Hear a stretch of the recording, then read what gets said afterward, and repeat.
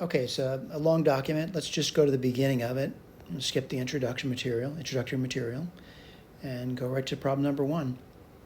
So these examples with solutions, if you want them without solutions, go to that section. The link is right over here. All right.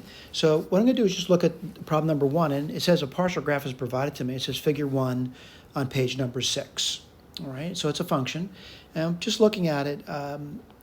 My gut feeling about this is that I don't really know what happens, but I can make some assumptions that this goes in that direction, this goes in that direction, these go straight up, straight up. What am I really indicating over here? There's some kind of asymptotic behavior here, and there's asymptotic behavior over here. All right? We have some conventions. One of the conventions we have a solid circle, and this is a solid circle over here. This is a point. And what's the point there? Well, looking at that, just looking at the graph, it looks like x is 3, or the abscissa, and the ordinate looks to be about 4. All right? Now let's go to the questions. Before I do that, though, I want to point out there's a hole here. Right? It's not there. That's an open circle. The convention is it's not there. And what's the open circle? Well, the point looks like it's 3, 2. Right? Now, one step at a time, I'm going to read the question. I got the graph. And what's the question? What's f of 3? Well, what you have to do is go, where x is 3, trace up and hit the graph, and this is the only place where I get a value for that. It looks about 4 to me. I'll put this over here, and I'll put a box on it. Next thing it says, as you go towards the number 3. All right? Now, in order for me to do this, there's 2 things I have to do. I have to do both the left and the right side. So I'm doing the limit as x goes towards 3 from the left of the function. And what I'm going to do over here is just talk about it.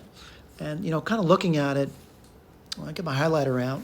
I want to point out to the left of 3, I'm on this side. And what does it look like it's going towards? It looks like it's going towards, the y value looks like 2. All right?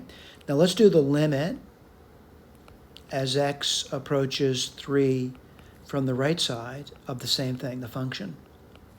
Let's take a look at that. And I'm coming in this direction now.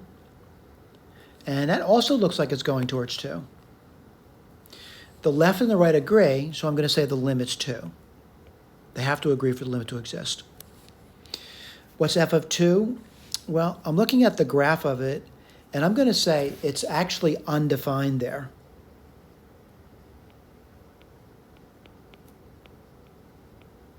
I'm seeing asymptotic behavior at 2.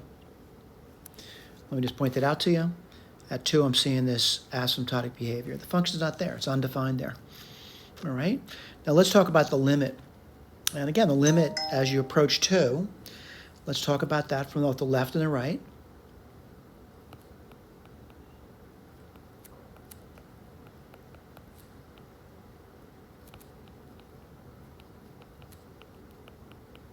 You just write them down. And let's talk about it.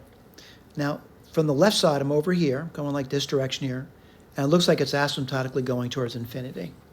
So I'll put plus infinity. When you're on the right side, over here, what am I doing? It looks like I'm going straight up towards infinity. They're in agreement, plus infinity.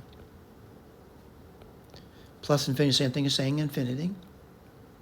We prefer you write down infinity, although infinity is not a finite number, we prefer you writing that down. The limit actually doesn't exist, by the way, but we do say infinity.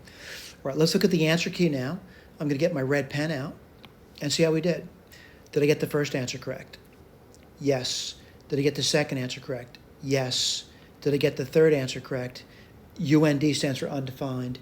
Did I get the fourth answer correct? Yes. It's time to go to the next question. Thank you.